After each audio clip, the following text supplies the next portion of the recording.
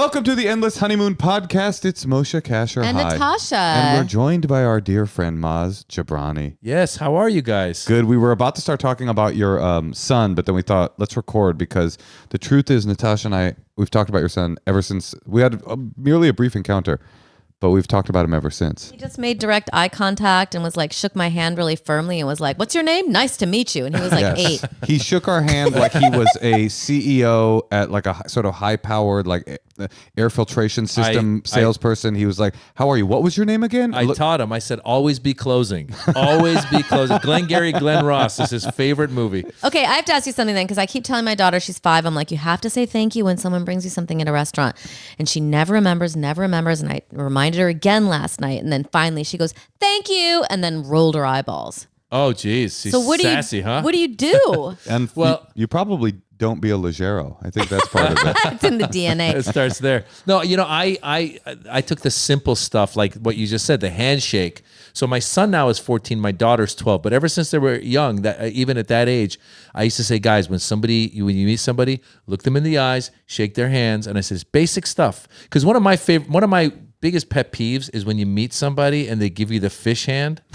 Because to me, I'm like, how unpassionate are you about life?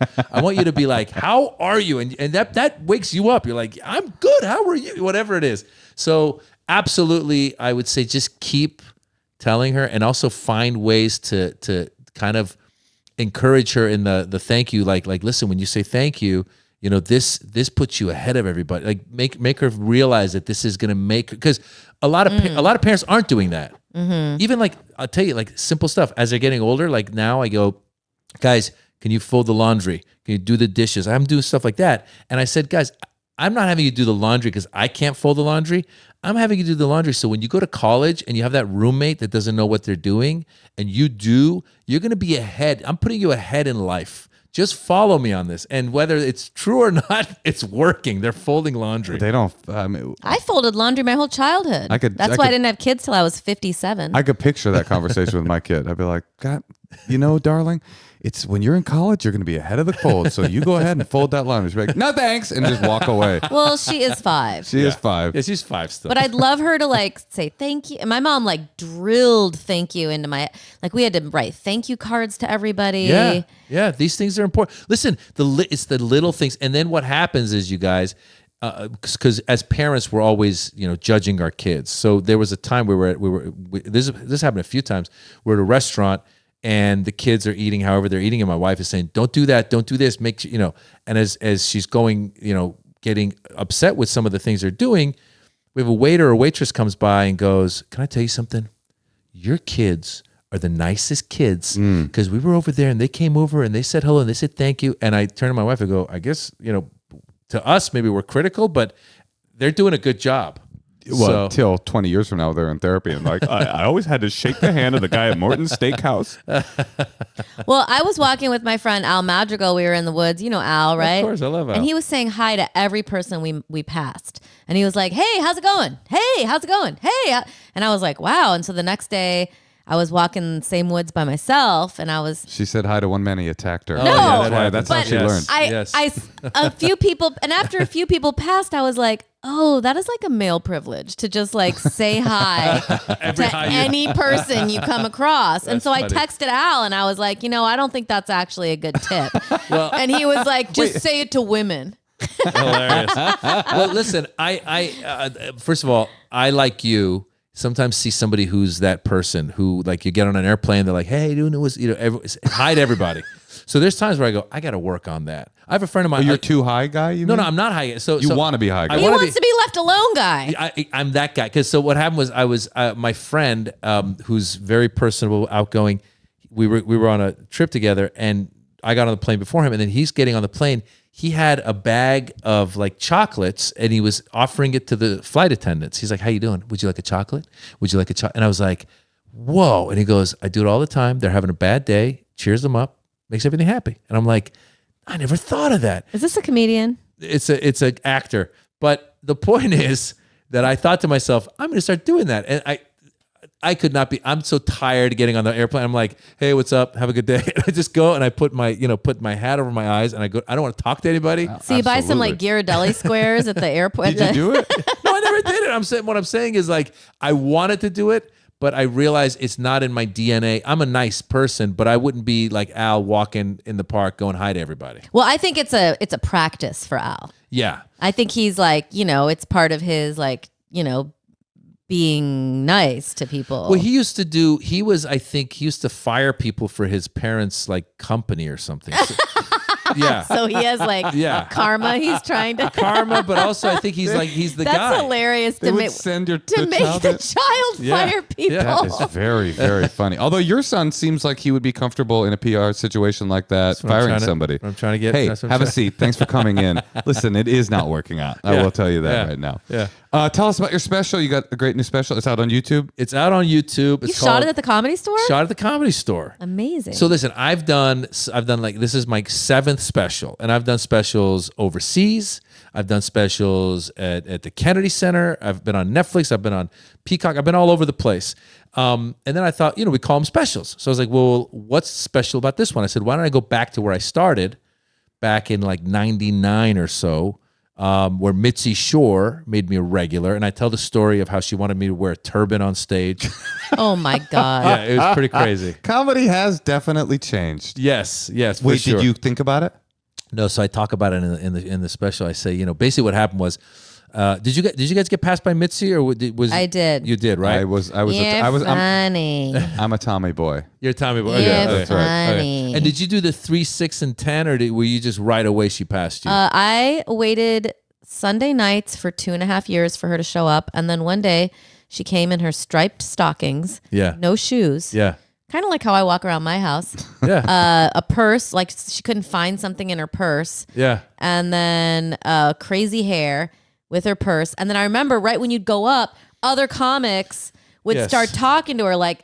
Like I remember Ahmed was like, always had her ear, and you'd be like, can you not be talking to her when I'm trying to do my 3 minutes? Like, or there was like people, I remember that was a thing where it's like people would be talking to her. So our listeners know the Comedy Store, famed comedy club here in Los Angeles. It used to be legendarily booked and run and operated and owned by Mitzi Shore But it's still owned by the Shore family. It is still owned by the Shore family. So Pauly Shore's mother, Sammy Shore, their dad, first started it, and then the mother and father had it. They divorced, and Mitzi kept it. But she had some odd ideas about comedy that were probably pretty in line with the culture. Like she was always trying to get, I remember there was a guy. She's like, you should dress as a banana and Jackie call Bananas. yourself Johnny Bananas. That was Jackie Bananas. Jackie Bananas. So Mitzi, so the Comedy Store. Wear a turban. Exactly. So Was she drunk? Why'd she talk like that? That's just how she talked. I think she's from like Wisconsin or something. So I'm from very close to Wisconsin, and I do not talk like that. Well, you're a refined woman, is what you are. That's also, right. I'm not that old yet. Might happen. Oh, it could have. Moshe. But Mitzi, when she tells me to wear a turban, that's when things are really. We need to check her into the home. No, but Mitzi, so that club, as you guys know, was a hot club, and all the big names were going through there.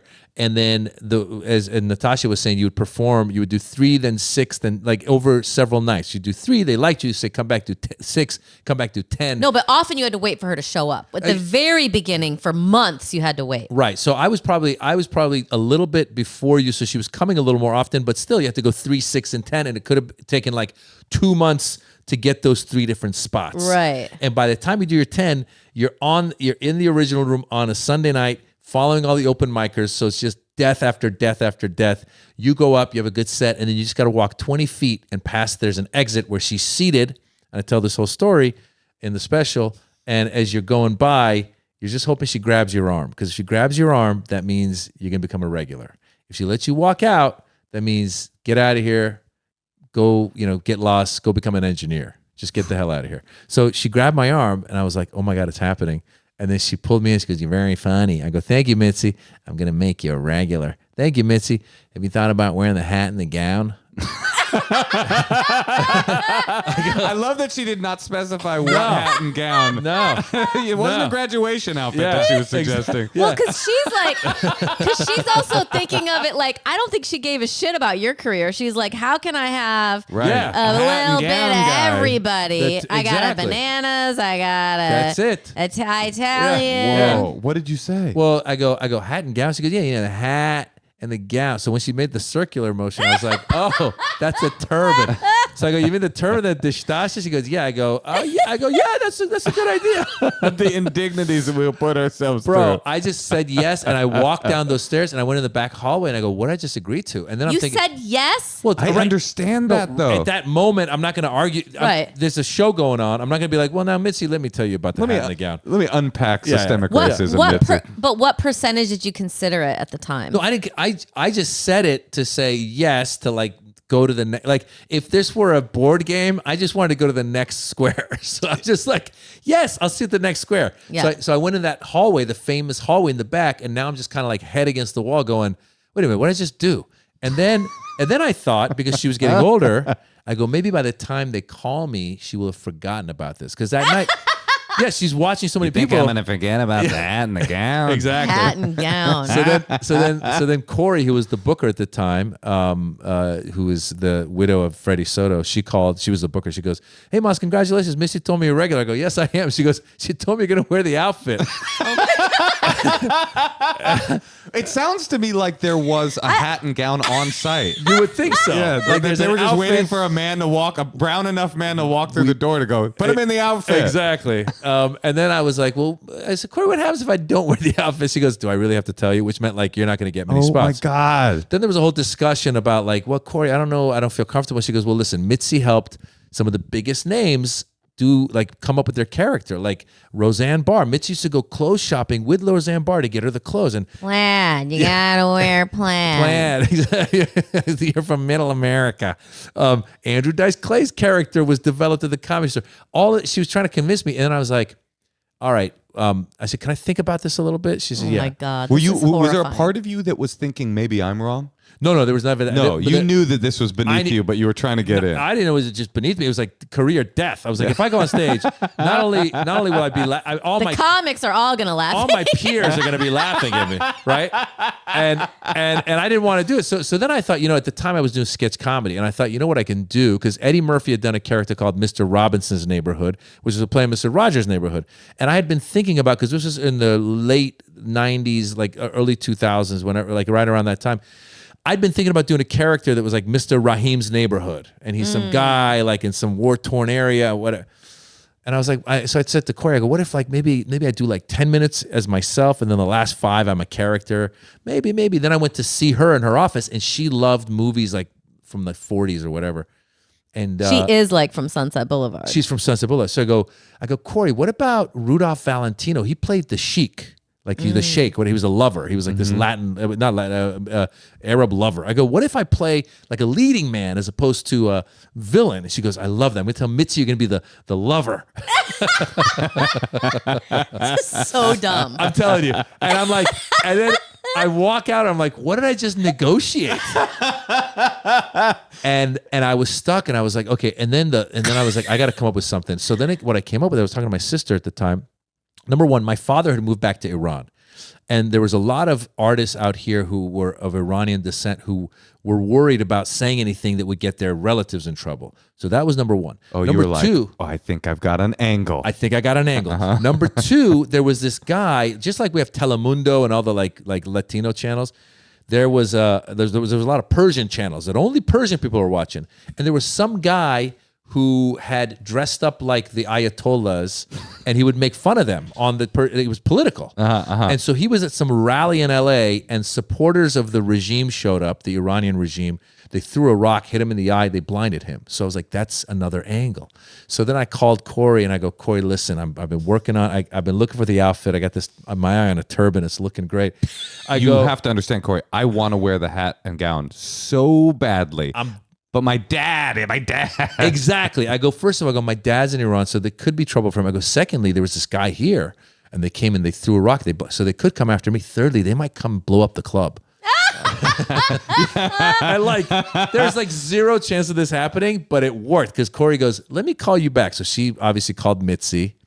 And then they call me and they're like, just wear something comfortable. Oh, that's cool. That's like there's some deep lesson in that. Like when confronted with racism, answer back with deeper racism and you'll get your way. Yeah, lean into it. Yeah, stoke the fear that created the desire to see the cap and gown in the first place. Be like, yeah, absolutely. I want to wear the gown. I want to, but it's our souls. I mean, our bodies could be destroyed if I do. So that takes me to the Jackie Bananas thing because back then she used to give me those late spots. I think didn't you first get late spots? Is that yeah? She would give you late spots. Like following Eddie Griffin and Dice and all this stuff, and you're up there going like, "What about the Iraq War?" After they've been doing, I don't know what destruction, right? Yeah, and I remember being back there one time talking to Joe Diaz and telling him the story about this, and he's like, "Bro, it's a good thing you didn't do it," And then he's like, "You ever heard of Jackie Bananas?" I go, "Who's that?" And it was a banana guy. Supposedly Mitzi saw this guy. He used to do his act, and then at some point he'd put on a banana suit. And she saw him and she's like, "You're the banana." And he goes, "What?" He's like, "You're going to be the banana all the time." And then he just kind of disappeared from the What he should have done is come in and be like, "Look, I want to do the banana thing." But my dad right now, he's in a banana republic. That's right. Wait, did Mitzi come up with her son's tag, the weasel? She must have, right? Possible. I don't know. Or did the weasel inspire all of this? Well, to Mitzi's credit, though, I will say, she had a lot of crazy ideas, but she also was someone who early on in my career, it was hard to get, people weren't taking me seriously. There wasn't this genre of comedians from this part of the world doing anything. And she was, I think because she didn't have anyone of my ilk, she made me a regular. And then she put me, Ahmed. Then she found Ahmed and Aaron Cater, all of us, and she created the Arabian Nights, which was her theme night. She got the Guido night, she got the Black night, she got the this night, Arabian Nights. And that... Boy, she would have really... not have been good for this time. Oh yeah, you're right. Yeah, but again, I'm telling you, a lot of us weirdos. Yeah. The woke weirdo Wednesday. Hilarious. Oh my god, that's so funny. I remember someone told me that she said, I used to put Polly in the drawer to sleep when we were in Vegas, and I wouldn't come when he cried because I wanted him to be funny. Wow. Yeah, maybe we should cut that out. No, leave it in. I mean, that's an eerie and terrifying image. Listen, the fact is, at the end of the day, that club for me, at least just individually, was where I feel like I grew as a comedian, and it was because there was some method to her madness. The fact, of course, she has a brilliant streak, but also there's something completely wrong with her. Of course, I mean, but that's part of. There's very few comedy club owners that I know that don't have something off. Oh, 100%. They're all and Mitzi actually had realpolitik power. Yeah, because she happened to have this hot club in Hollywood where but every comedy club owner is the king of the world's smallest kingdom, and you're right. They give orders and have unrealistic expectations and just collect power and I mean. Yeah. If your son became a comedy club owner, he could franchise, I feel. But most... Well, it's funny. No, you say that because at some point we were talking. He was like, a couple of years ago, and my wife was like, "What do you want to do?" He goes, "I want to own comedy clubs." Really?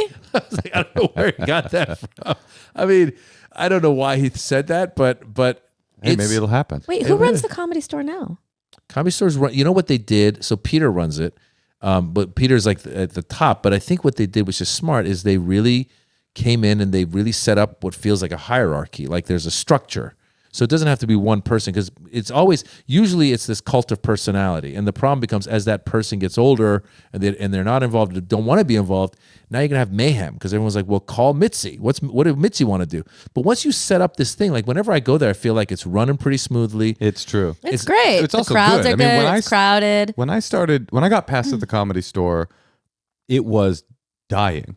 Oh, yeah. And it felt like the odds of a good set, it was about 70-30. Yeah. My rule at the Comedy Store was no agents, no women. Yeah. If I was trying to impress a girl, I'd be like, come to a different show. Yeah. And if I was trying to impress some sort of industry person, I'd be like, maybe not the store. Okay, we should do a call, but wait, Maz, I want to ask, are we running out of time? All right, All right. Well, I mean, you're like an Iran expert. What's up? Oh yeah. You're gonna ask him what's up with Hold on, Iran. we gotta take a call real quick. Iran? But what's Sure. up with Iran? Is it gonna topple? And what's going on? Real quick, soundbite it out, and then we're gonna do a call. Yeah, there was protests last year, and I don't know if it's going to we're hoping that Iran, the people of Iran, will be free, but I don't know when. Mm-hmm. If you want a soundbite, Does it? No, I'm actually curious, but I think we are. well, what happened? There was a young girl, Masa Amini. She was 22 years old, walking down the streets in Tehran. Her hair was out of her hijab a little bit. The morality police stopped her, arrested her, proceeded to kill her, and it led to worldwide protests. And there was some, it's an autocratic government, so they cracked down, they arrested a lot of people, and the hope is that I'm hoping that as people, I think social media can help, because as people see the other parts of the world living free, they want that. Right. If you are a culture that does not believe that women are equal to men, you are part of the problem in the world. And part of exactly. So what happened was, when that happened, I was going to some schools and talking to some of these kids about how you could support these protests. And one thing I tried to point out was Iran is a cautionary tale to America. 100%. Because a lot of people go, it could never happen in America. I go, it already did. They took away a woman's right to choose last year. And in the decision to take away a woman's right to choose, Clarence Thomas said, we're going to go after gay marriage next. Yep. So what did the Iranian government do when they first went into power, the Islamic regime? They took away women's rights. They went after LGBTQ. They went after religious minorities, et cetera, et cetera. So wake up, people. Fight the power. But before you fight the power, check out Maz's new special on YouTube. What's it called again? It's called The Birds and the Bees. It's on YouTube. I'm so excited to put it on YouTube. I don't know if you That's guys awesome. Have you guys put a special on YouTube yet? No, we put our podcast on YouTube though. I fear just comments. No, the comments are your fans. At least up until now, it's been mostly positive. And I guess maybe if it blows up, then no pun intended, whatever.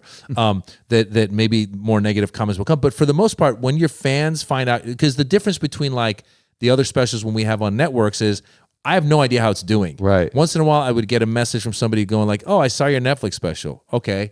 I don't know where you are, what you are. But on my YouTube, I go on there. I'm like, oh, we're at 140,000 views. And here's a couple of comments saying this. Oh, and they tipped me. They can tip you. They give you money in the comment? You know the Why super are they thanks? tipping you? The super have you seen the super thanks? Oh, No. Oh my God. That's the tipping. how much is a super thanks? They could go up to $50. Maybe I should do a special in my underwear. You definitely get some tips. I'm telling you. Well, OnlyFans And is it'll doing be called specials 4 now. tips. Nice. Oh, I like that. I like that. Just for the tip. Oh, that's great, Natasha. This is fucking golden. And you should wear the gown and the hat. There you go. For sure. And I'll just do tip of the Mitzi hat. Shore quotes of the about hat. racism. Yeah. Q-tip. All right. All questions. Maz, the format of our podcast Yes. is that we take calls from lost folk throughout the world and throughout the Beautiful. And country. they're not that lost. They're just young. And we're just going to give them advice. And you can give them advice. You can make jokes. You can do whatever you want. I am here for the people. You're very reasonable. You're in a successful marriage. You're a great dad. Your kids say thank you. They look you in the eye. You've looked the same for 20 years. Sometimes you haven't seen people for 10 years and I you know. see them and you're like, Damn. you okay? Damn, it's been quite a pandemic. Damn, are you all right? But I know I hate that. You know what? I guess this shows my level of maybe narcissism. We all have some. When I see somebody I haven't seen for a long time and they look bad, makes me feel bad about myself, because I'm like, what are you doing? You're ruining my you're bringing me down. You're ruining my experience of you. Yeah, you let yourself go so much that I feel bad about me now. Why? You look good. Yeah, you should get. And when people are in shape and they take care of themselves and they look good, I go, my God, you're giving me. I feel good about me. So people that are hotter than you make you feel aspirational, and people that are a little bit more butt than you're kind of like, why are you alive? I don't mind. No, listen, if you were butt and then you remain butt, Okay, I love you.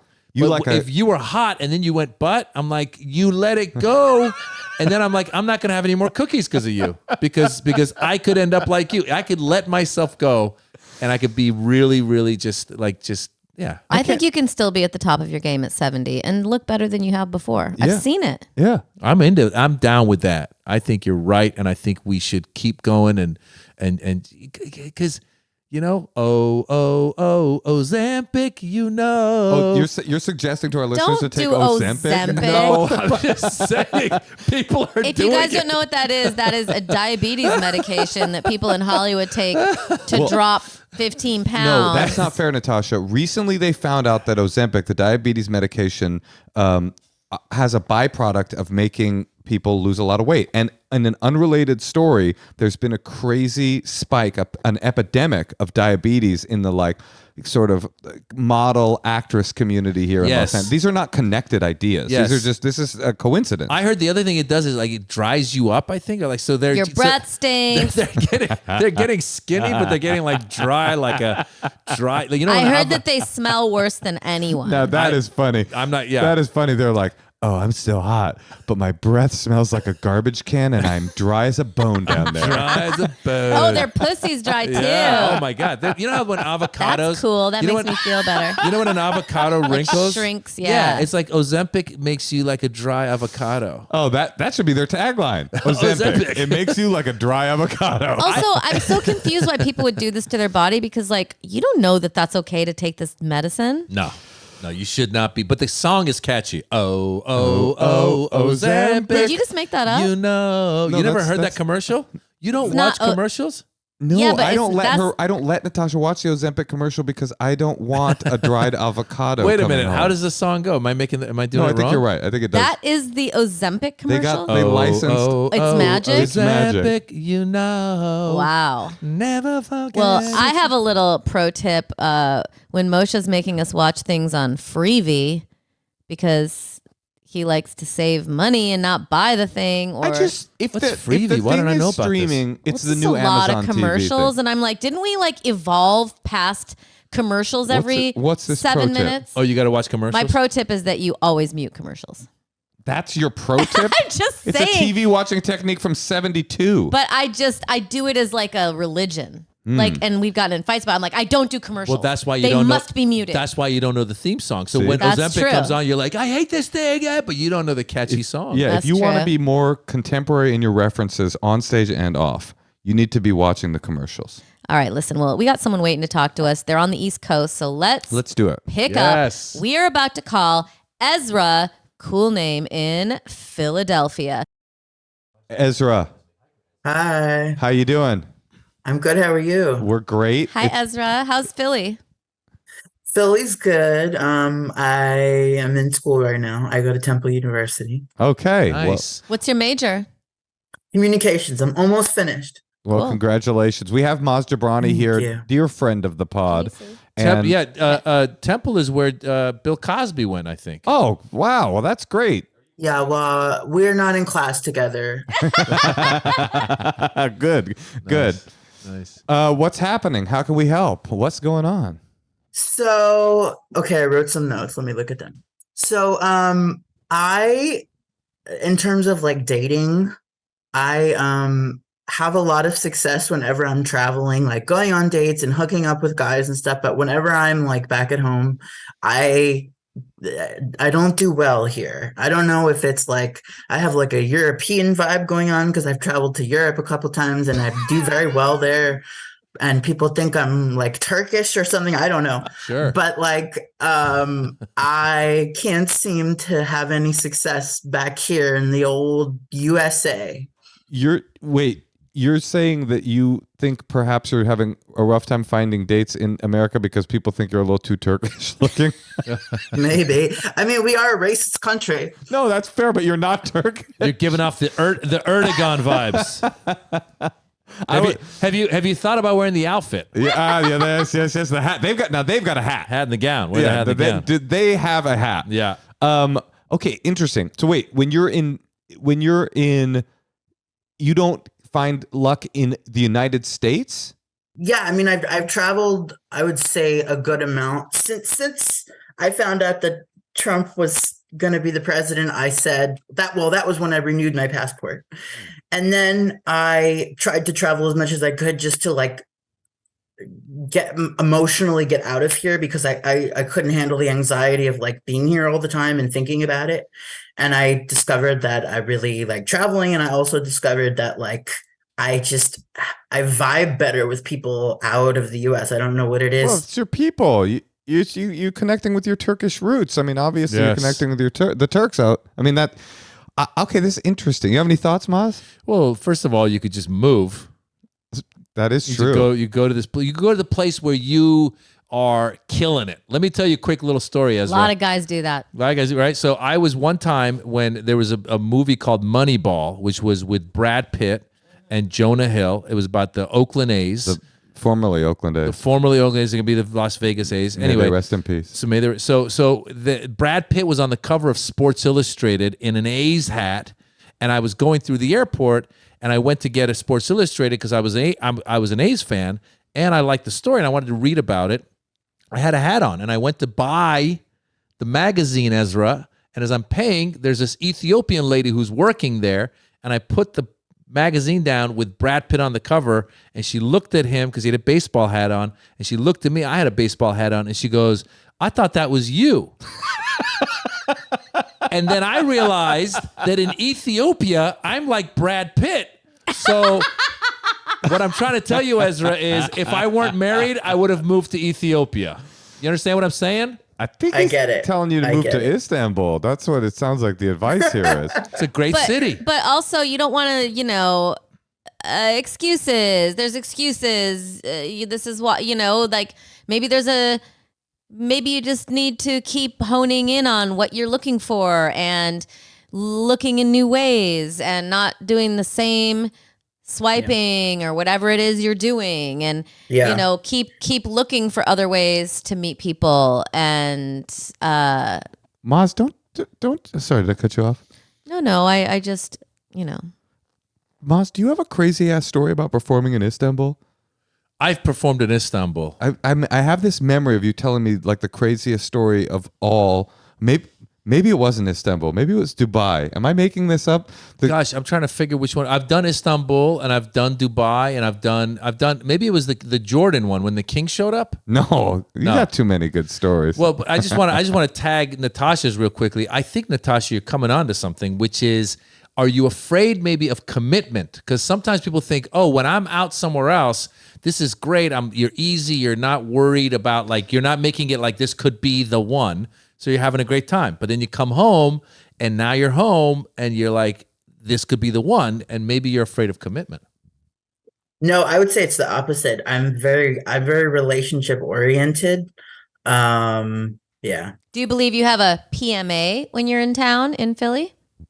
What is that? Positive mental attitude? No, because I'm so negative about the US. Well, that's clearly what it is. I think Maz was onto something actually, which is you're describing all this anxious anxiety that you feel about being in the United States. Actually, it seems like Maz is the bridge of both great pieces of advice for you. When you're here, and what you said I think is true too, when you're here, you're stressed, you feel all this political angst and discomfort. And then when you go to Europe, you're feeling like, oh, everything's kind of okay. And that's probably the vibe that you're giving to these guys that you're trying to hook up with. And they go, oh, look at this easygoing, cool guy. So how does he bring his European mindset the other end of the bridge? You got him to old Philly. I think perhaps either you got to find a way to be less stressed about the United States, which is decreasingly possible with every given news cycle, or maybe make plans to get the fuck out of here. And it's not that other people don't agree with you. It's not like when you meet someone, they're the problem. Usually, it's usually like a bigger issue. People agree with you. We agree with you. Yeah, the world sucks. But this is what you're telling me, what I'm hearing. In Europe, when I'm out of the country, I'm happier and I'm more attractive to the people I want to have sex with. It's kind of like, it's time to go. And also, there's 300 and some odd million people in the U.S. So as Natasha was saying, there are people that see the world the way you do. But if your surroundings are making you anxious, you go try living abroad a little bit. You're studying now. Once you get your degree, go get a master's in Turkey. Yeah, this seems like a very good idea. And we're gonna pay for it.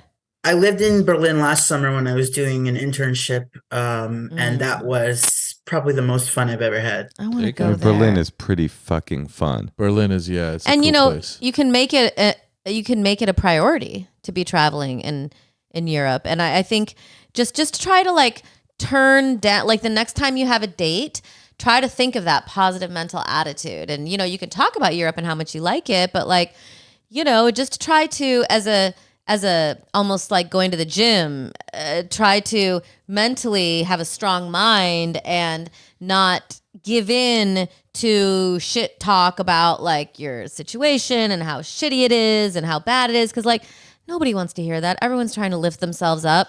So it's just trying to like focus on that. I don't want to like misrepresent. I mean, I'm not, you know, I have a good situation here. I'm not down and out. Like I live at home right now because it's cheaper and I'm not in debt or anything like that. I just emotionally, I think I just get overwhelmed sometimes with the state of this country and I let it get to me too much. I think that's the thing that I'm hearing from you. It's not that America is harder for you to find love. It's that when you're in America, I don't know if this is a reasonable belief or not, but it's the truth. When you're in America, you're feeling this stress, and the whole news cycle is designed to gavage you with stress 24/7, anxiousness about everything's about to fall apart. And if that's too much for you, I mean, I don't think it's a terrible idea for you to think maybe my future is outside of the United States. But also, the answer is definitely not geographic. The answer is probably inside of you. And I feel like there's a way for you.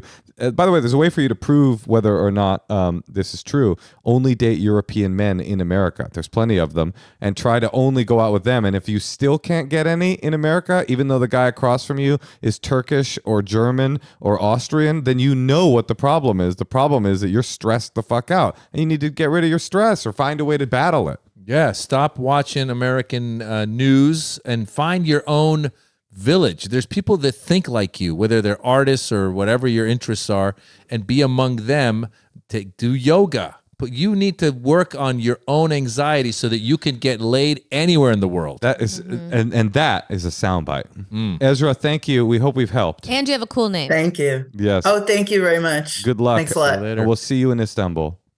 Okay. Bye. Farewell. Bye. They got me thinking about what I did in Istanbul. It was so crazy. I don't know. I have this Moshe memory. loves long stories. Well, you tell great stories. I have this memory of you being in telling me this story. He's a real Scheherazade.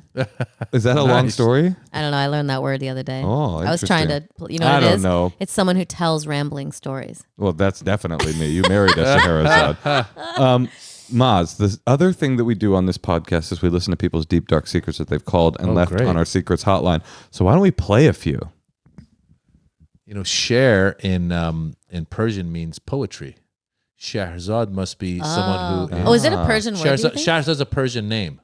Is Cher interesting. Persian? Sher, but Shehr. It's Shehr. Shahrazad. But Sher might probably, if she's Armenian, then there's a link. Yeah. Poetry definitely. that doesn't end. Have you ever seen the clip of Cher? Speaking of the Iraq War, we were talking about earlier. Cher, it's like late night MSNBC or some deep cable news channel, and they're like talking about the Iraq War, and then all of a sudden, we've got a calling in from Malibu, yes, and the woman's like, "Hi, the Iraq War is a colonialist, imperialist, disgusting display of American hegemony," and blah blah blah. And then the guy goes, "Is this Cher?" And she's like, "Yeah, it's Cher." Anyway, I love it. Like Cher's just in her palace in Malibu. Yeah. She's like Ezra, getting fucking furious about the realities of American politics. I have a feeling Cher gets laid a little more than Ezra. Okay, maybe it could be true. But Long-time listener, first-time caller. This is Cher. No, it was more like Cher's calling every night. Like, is this Cher again? Enough, Cher. I love All right, Laura, we got some secrets. Hey Moshe, hey Tosh.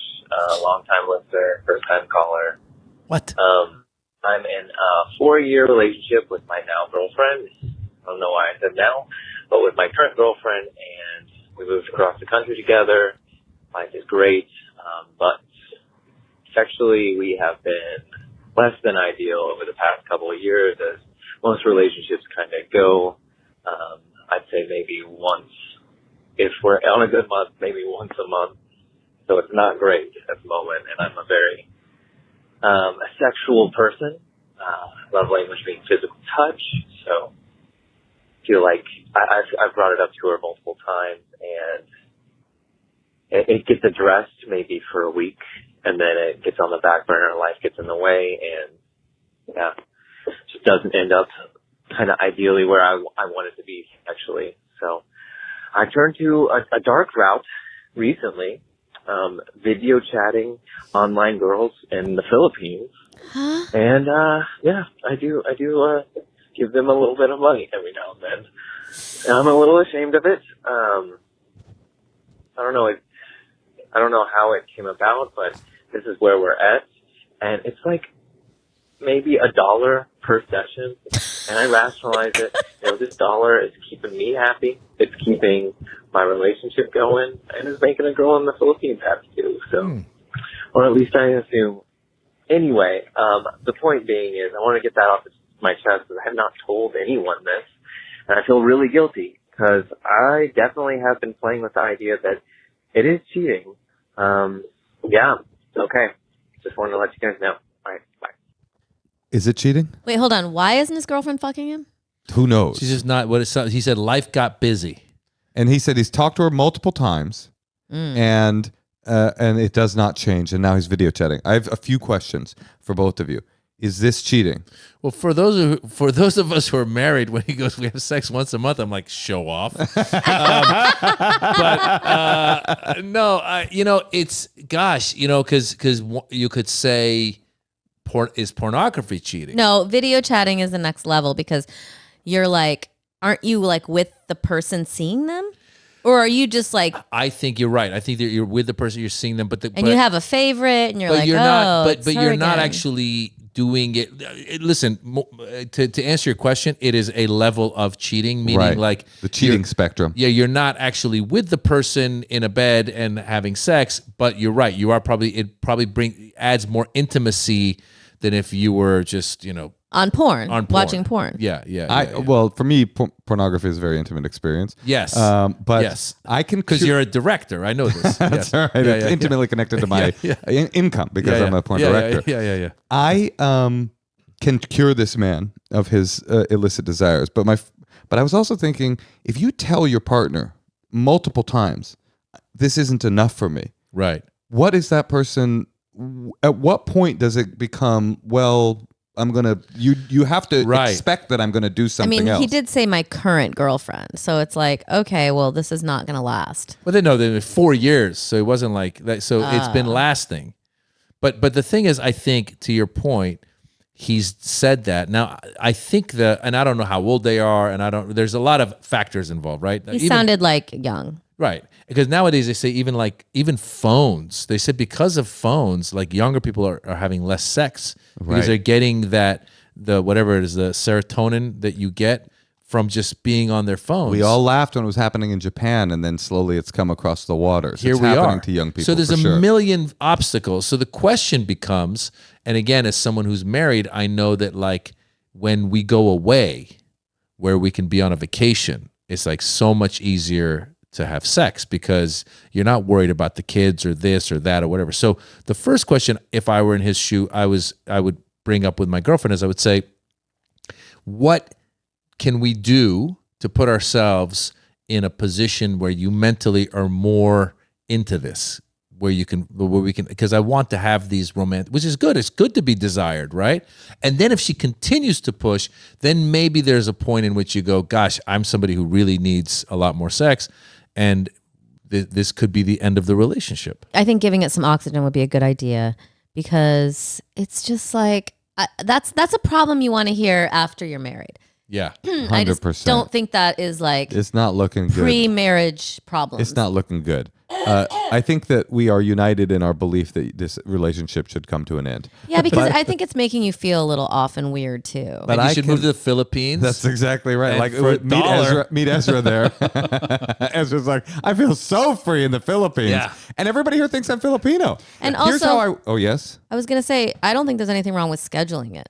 No, I think that's true. But this is beyond scheduling. But life got busy. You could be like, I need more sex, say what Maz said, but then be like, Thursday at 7 or whatever the time is. They don't even have kids and they can't have sex. Or like a date night kind of a thing. Let's go out, have a good time, come back and have sex. That kind of I think you're onto something though, Natasha. If you're in a relationship, pre-marriage, even though it's a long relationship, if you're having this like a bed death 4 years into a dating. It's not looking good. But here's how I can cure this man of this desire to call the Philippines, although it probably won't work. Ryan Singer, do you know who he is? Either of you know who he is? Very funny comedian.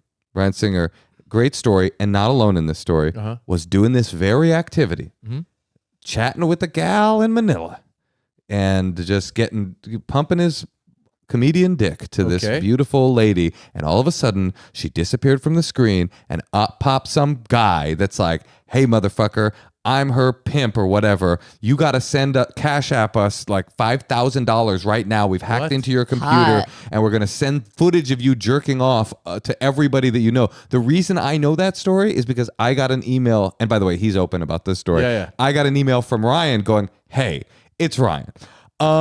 This is very embarrassing, but you might be getting a video of me jerking off in your inbox very soon. And he basically just he said, you know what? Fuck it. I'll just tell everybody I know. Yeah. But if these girls are video chatting you for $1, how is there any hope for anyone? There isn't. If you don't have a boyfriend, like these single guys can just like get off like on a video chat. It's probably like a pretty live experience. No, listen, we all know there's a big difference between actually being with someone you love and having sex and all that. And the excitement that happens like in the beginning of a relationship.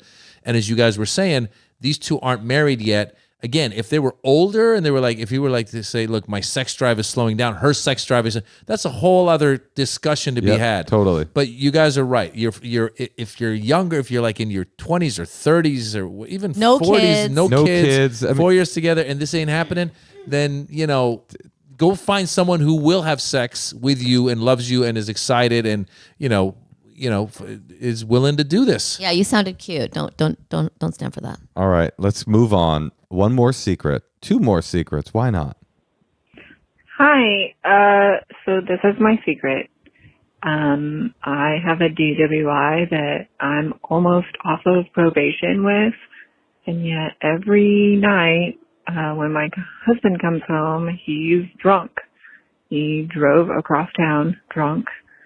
And my secret is that I secretly wish that he would get pulled over and get a DWI so that I'm not the worst person in the family. Okay, thanks. Bye. Feels like your risk analysis is a little bit off. I know. It's just like she doesn't really wish that.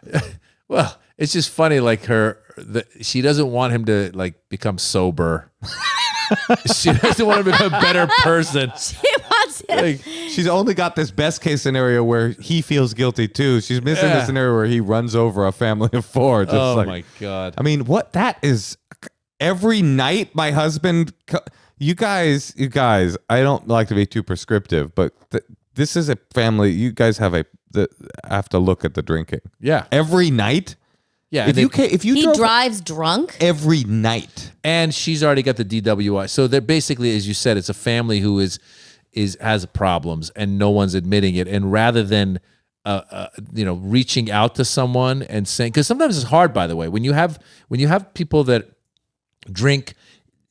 Sometimes it's hard to go, hey, you got a drinking problem. Because no, I don't have a drinking problem, and now it becomes a whole thing. So what she should do, in my opinion, is she should, given the fact that she had a DWI, she should say, hey, you know what? I've realized that I have a drinking problem and I want to go to rehab or whatever it is, to some meetings or whatever to help me get over this drinking problem. And maybe she needs to drink less and maybe then he will see it and follow suit. But if he doesn't, then, he's got problems, this guy. I would say if not that, how about you both download the app called Uber and just click a roo instead of fucking risking the lives of children across town. Are you in an Uber desert? I mean, that would be, if you drove home drunk once, I would be very concerned. Yes. I don't If you drive. drove home every night. I'm afraid to have a glass of wine and drink. And drive. I mean, have a glass of wine at dinner and drive, even if it's just one glass of wine, which I think I used to do.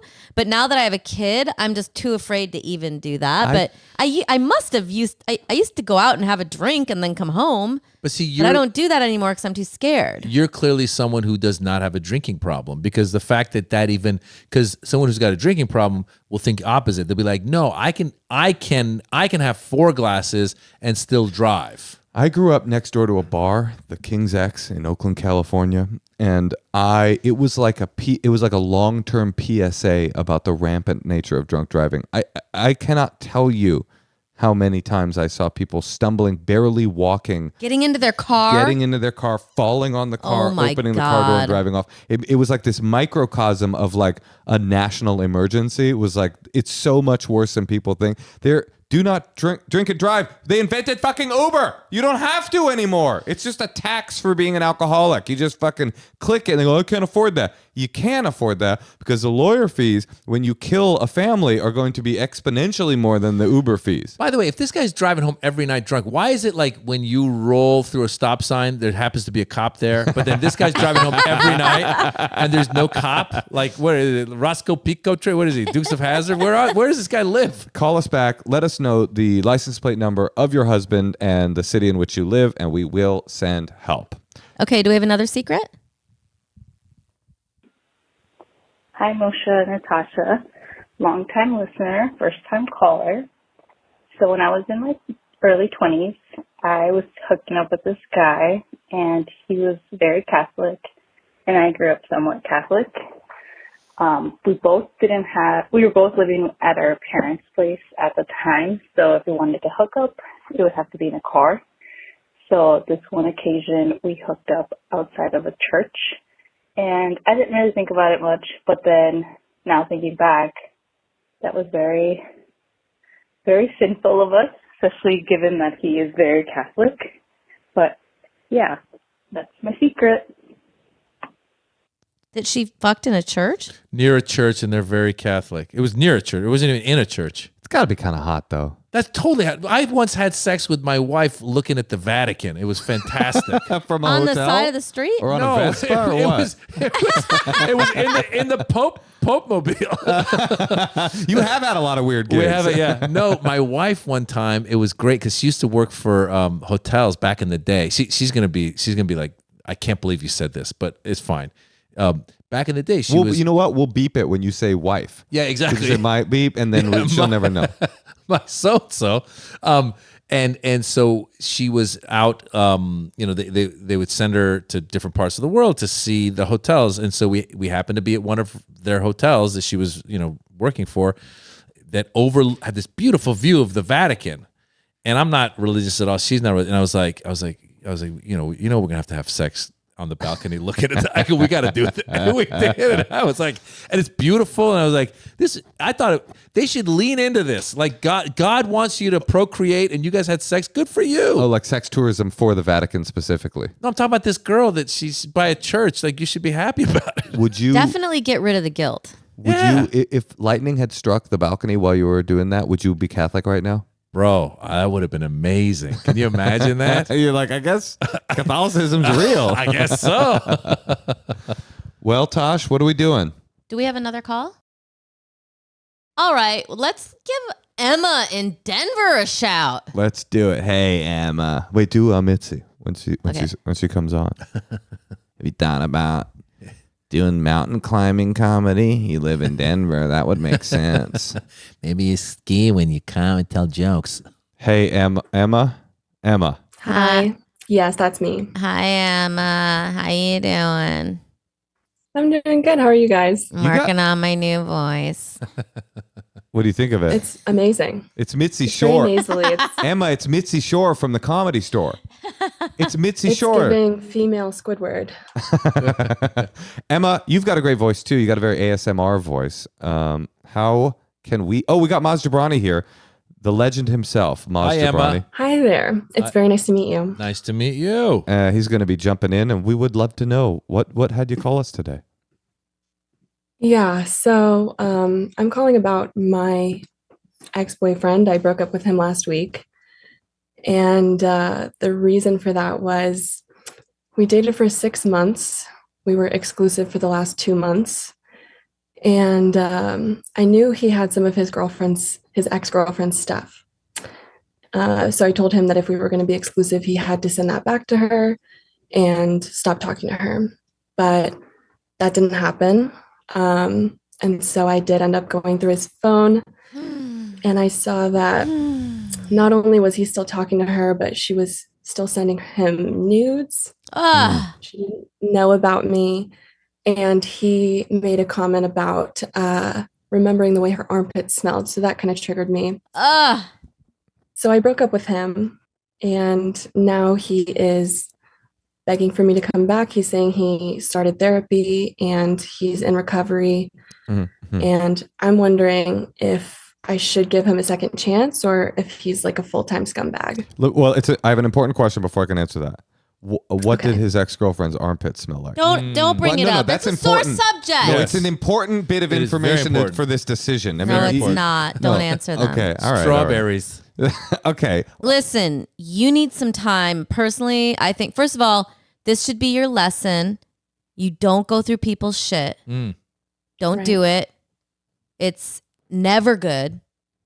You don't know how she was baiting. I mean, it all sounds bad, but still, it's like it's so easy to misconstrue things. And whenever you do something like that, it's like taking your own heart and like just putting it on a spit and like turning it, and like you're just like it's never ever good. But that being said, I think she needs to give it more time. Yes. Well, I agree with Natasha that it's very easy to misconstrue stuff. Like, it's possible that him saying, "I remember what your armpits smell like," was like him saying, like, "I don't want anything to do with you."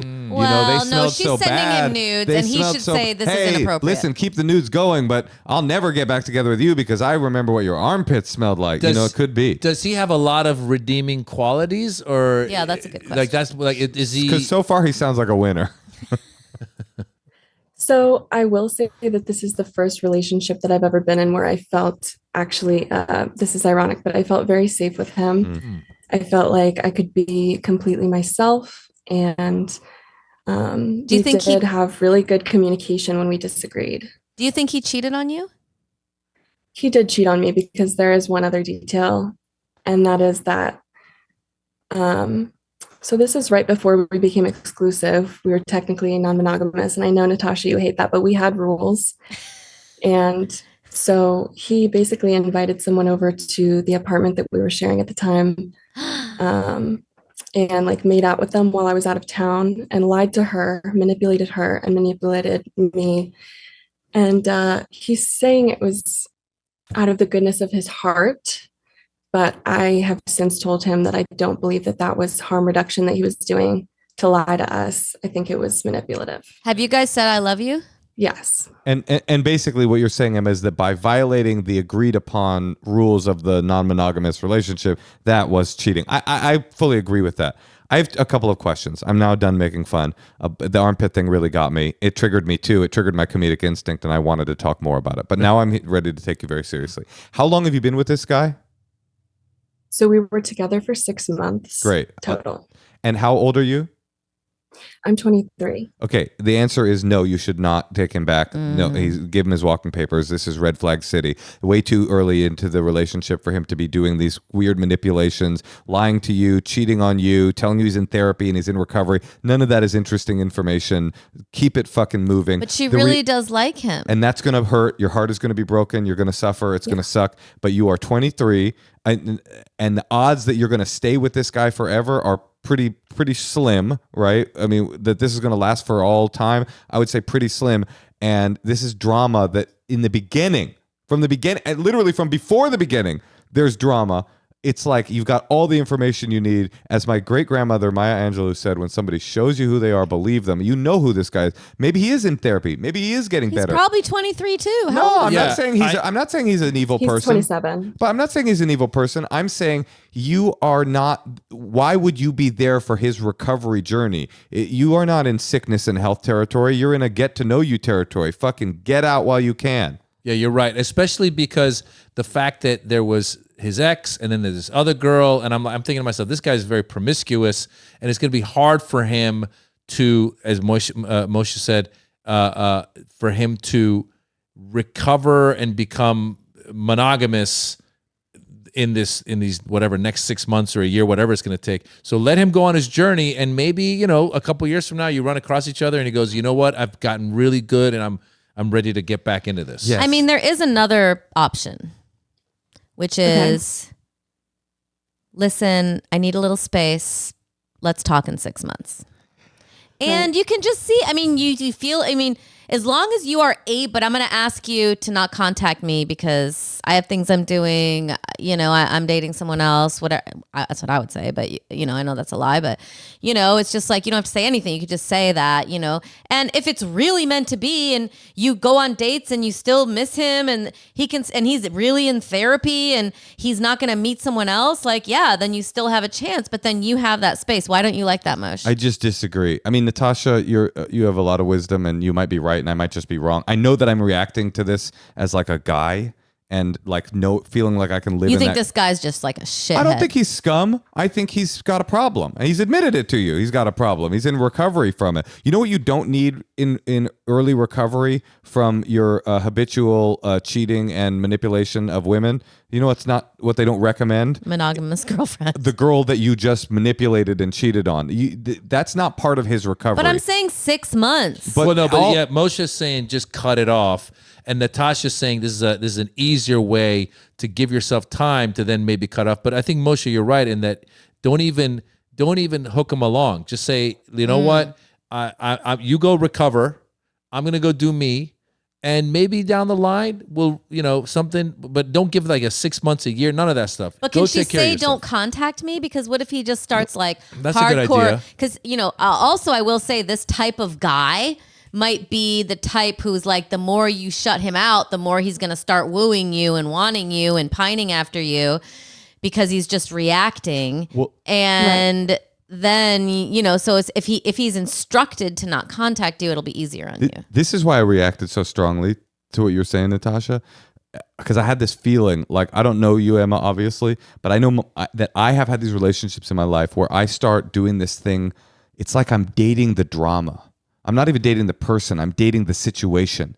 And we're like always processing our relationship. And by saying like maybe in 6 months, it gives him an opportunity, an energetic portal into you, and to like keep giving you this like pleading because you love the guy and you want to be with him and you desire him.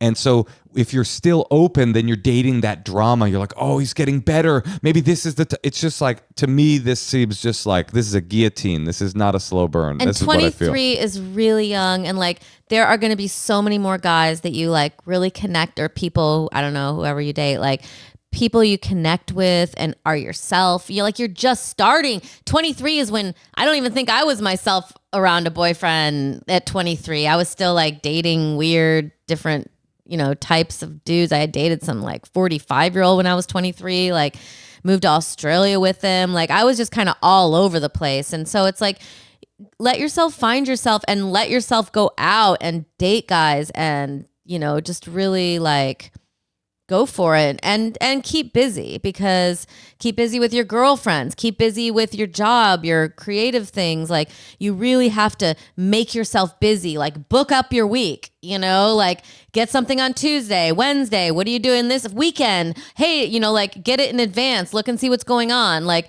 just make yourself really busy and it'll make it much easier. Maz, thoughts? Yeah, I agree with both of these guys, and I think you will meet somebody when you least expect it.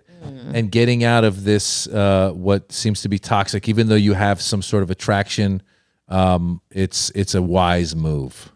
Yeah, you deserve a guy that isn't cheating and lying and early recovery, and there's a guy out there that you like just as much as this guy that exists that doesn't cheat on you and doesn't treat you like shit and isn't in contact with his ex. How about you should date that guy? And you're not going to be able to find that guy if you're in some kind of like therapist/lover relationship with this one guy. Again, I will say, sorry to cut you off, but like it wasn't just the text with the ex. It was also she went away for a day and he found another girl to come over to make out with. Yeah. So there's a lot of manipulation in your apartment that you share. And I do think it's important if he keeps contacting you to say like, I'm going to ask you to not contact me. It's easier for me. And out of respect or whatever. The minute you stood up for yourself, this is what I'm hearing as a total outsider. The minute you stood up for yourself, he pops up. Hey, I'm better now.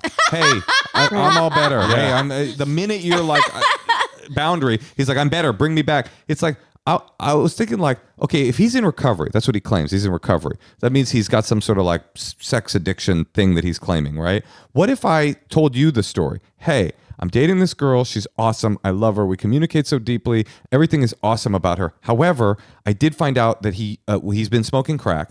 And then he's done that. He did that early in our relationship. And then later on in our relationship, he said he was done smoking crack because we had a rule that there was no smoking crack. I did catch him smoking crack. But then I told him, I can't be with you. You're smoking crack. And a week later, he's like, I'm in recovery. I don't smoke crack anymore. And he wants me back. It'd be a very cut and dry. It's just like, oh, no, this is sick. He needs to actually recover before I could even consider him. But this is kind of, if this is an addiction, that is what he's in the midst of.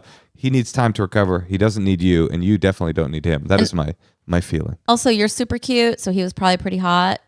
And you just have to imagine him like shitting his pants. Oh, that's a great suggestion. Or like with like a what's like a racing stripe down his underwear. Like just think whenever you think of him, like just think of something like that, like the grossest thing you can think of, and like just that's him now. You know what the streak smells like though? Is his ex-girlfriend's armpits. Unfortunately. Yeah.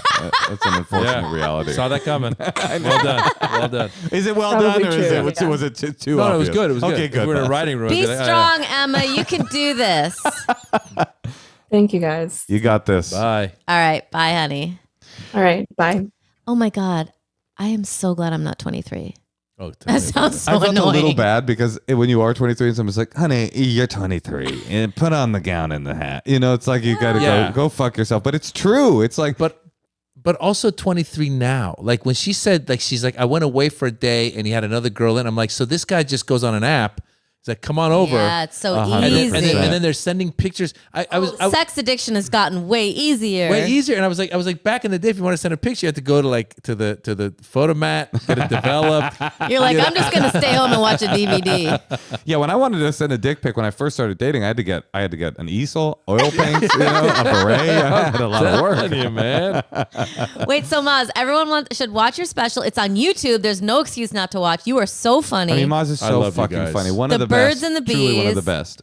Yeah. Yes, Laura, you have a question? Oh, we'll put the link in the description. In the description. And I just got to tell you both that I love you individually and I love you together. I've always been a fan of both of you guys. Same here. We love you too. All right. Thank you. But you know who we love the most is your son. He's an impressive figure. Dara. He's going to be either the president of a country or the owner of a chain of Funny Bones across this nation. I talk about him in the special. You guys should go watch it and hear about Dara. Dara is... and you'll see as your daughter starts to get into the teenager, they're a different person. Like it's a completely, now he's got like his hair's all, and he's like, hey, what's up? He's kind of got like, but he still got the handshake, but he's very, and he's buff and he's babysitting. It's crazy. Oh man, it's so scary to even think about. Homeschooler. I just want to keep her in a capsule so she can't grow too much. I was going to say, homeschooling, they still grow. Yeah. Capsule, maybe, but your daughter's going to grow. Well, with homeschooling, you can affect a stunting of their emotional growth. So that's absolutely something to think about. Yes. All right, well, that's something to work towards. Maz Jobrani, ladies and gentlemen, check out a special. Thank you for joining us. Thanks Maz. for having me, guys. Thanks, Ed.